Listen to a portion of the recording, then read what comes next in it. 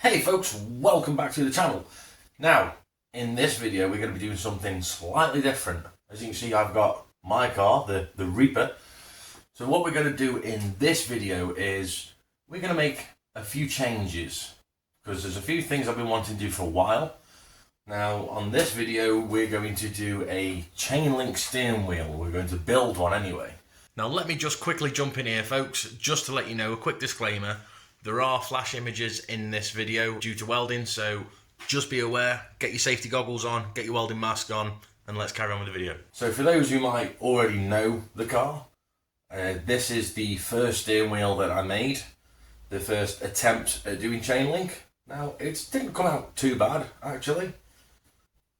All things considered, say it was my first attempt at welding chain, not too bad whatsoever, but I'm not happy with it. So I've brought another steering wheel, which I like the inside, but I need the chain on the end. Now the first thing we're going to need, obviously, is chain. Ooh, I've got some weight to it. So now I've got this chain. Let's have a look, see how much chain we actually have to work with.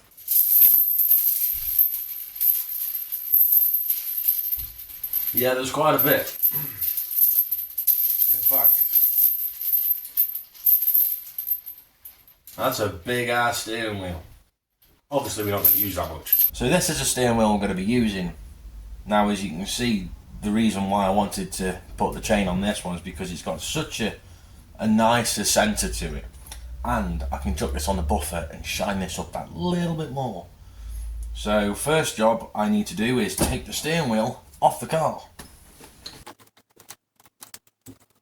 And that is the steering wheel off. So let's get this outer ring off now, and then we can measure this for the chain. So from looking with this steering wheel, the great thing about this is that this is in two pieces, which is perfect for the job that I want to do, actually. So I'm going to, I think these are riveted on, so I'm just going to drill these rivets out and remove the outer ring. They're nice little leather covers, a little piece of tin or alloy in there. I might use them again yet, I don't know. Let's try and knock them rivets through and then drill the other rivets out.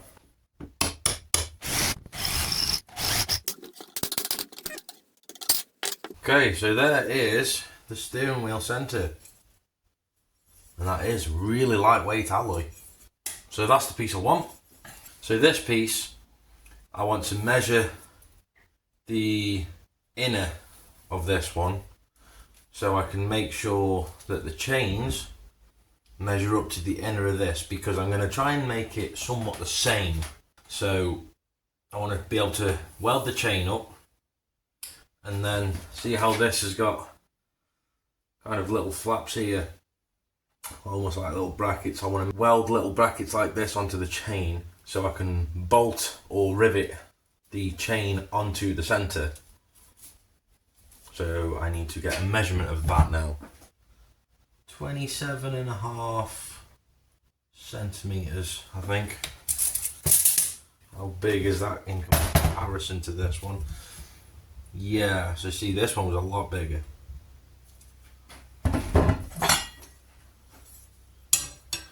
lot bigger. And plus, I don't want to cut this one up, because this was my first attempt and it's still going strong. So I'd like to use that as a backup. Yeah, I'm going to go with 27.5 centimetres.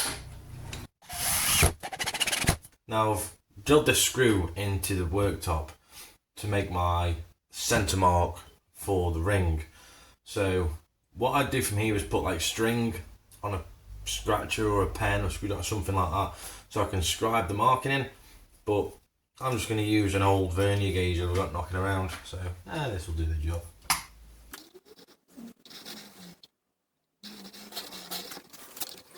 Right, so I've got my hole there, put that on. It should be somewhat, yeah, that's somewhat where I want it. It doesn't have to be 110% perfect, because let's face it, these kind of things never are. And it gives it character if it's not perfect. Plus it gives you an excuse to get away with it. No, we want it to try and be as bang on as we can get it, really. So now the tricky part is we have to measure out how many links of chain we need to then make sure that the fold is the correct way that we want it. So now we know that's pretty much in the right area. Get the chain laid down, cut that down to length.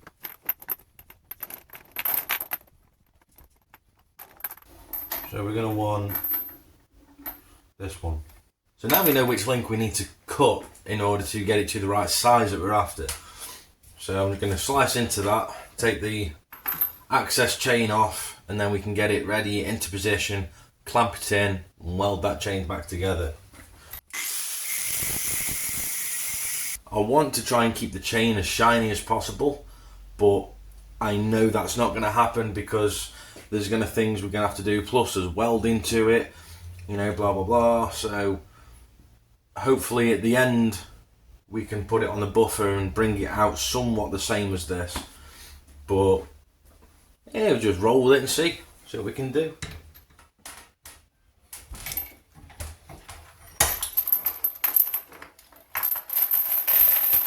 So now I've got the access chain off, I'm just going to make sure this is put back in the way I want it.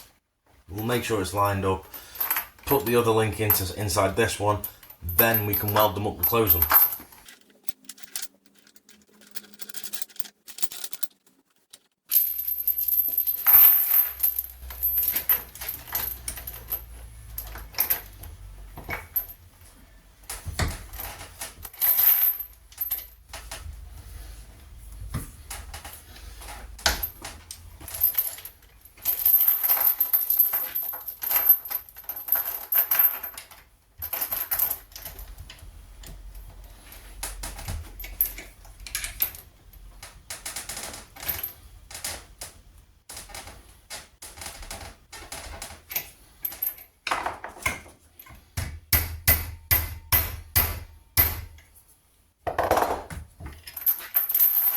Now let's see if it lines up with what I'm after. Right, well, nothing's been welded yet. It's just sat on the desk and it's looking really good so far. Really happy with this. All I need to do now, put a sheet of metal on the table, draw another circle, put this on it, and then I can start welding each individual chain link, which is very time consuming, so wish me luck.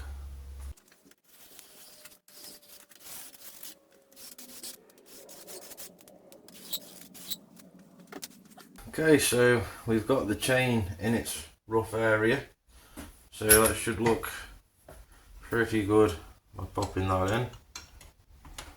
Yep, I am happy with that. That looks really good actually. So what I need to do is, the reason why I put it on metal is so I can put my earth onto this and then start tacking these links in place, hopefully not pulling it out in the process.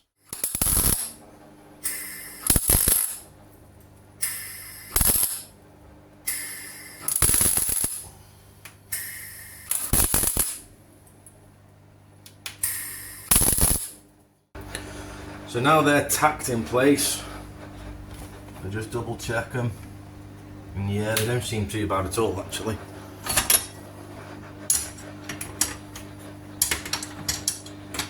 Sit underneath.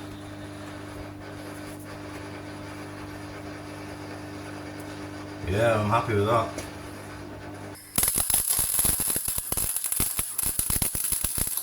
That's that all welded, so I'm going to give it a while to cool down and then brush it off, see what it looks like, see if it needs any more touching up. There is one or two little bits that I can see, so I'm still just going to wait for it to cool down and see how she looks. Right, now we're at the bench grinder, so what we're going to do is just going to use this Scotch pad just to clean it off a bit. Sorry if there's a bit of humming in the background, I've got the extractors on because it gets a bit smoky in here after a bit of welding. So we're just going to run it over the Scotch pad and then see what they're looking like once it's all kind of cleaned up.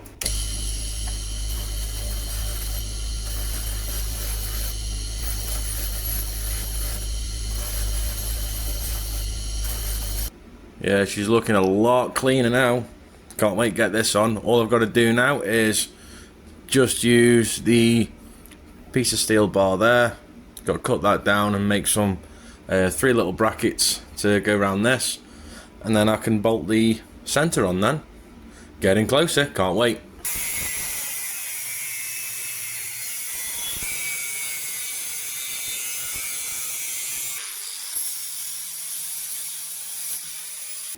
So I've made some quick little brackets to weld to the chain. They're not perfect, but hey, the whole thing isn't perfect. That's what makes it so perfect, I suppose.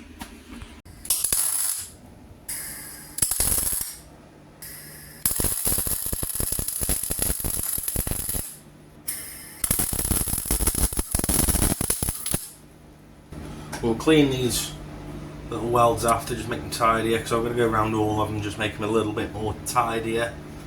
Even though they don't look like what you see in like magazines and stuff, like with the penny welds. Well, that's TIG welding. Well, I'm doing MIG welding. So I'd prefer to get the strength in there rather than it just look pretty and break. So I'd rather go heavy, make sure it's solid, the welds are penetrated, and then I can clean off the welds, make them look pretty afterwards.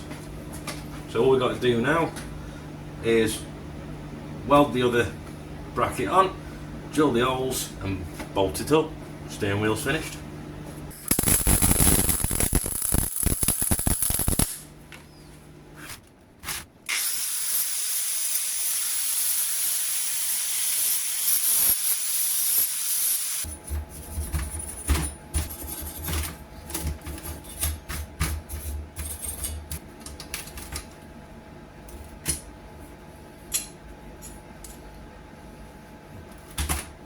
Brackets are welded on. Just got to drill them through now so I can bolt the inner piece on, and hopefully these drill bits are all right.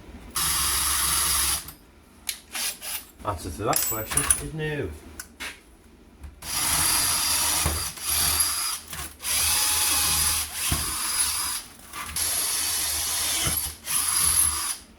Right folks, the steering wheel is finished, and I've got to be honest, it's come out pretty damn sexy. See what you think. Look at that. I am made up with how that's come out. That looks really nice. Managed to keep the chain shiny. Got the centre bolted onto the brackets that's welded to the chain. And from driver's position, you can't see any welds. I'm made up with that actually. I think that's really nice. Beautiful. So that's it for today's video, ladies and gents. Let us know down in the comments if you've enjoyed this video and what was your favourite part. Also, let me know if there's anything else you'd like to see me make, build in the future, whether that be Reliant based or not. Is there anything that you think that might particularly look good on the car? Something crazy and out there? If there is, drop us a comment, let me know. Don't forget to subscribe if you haven't already.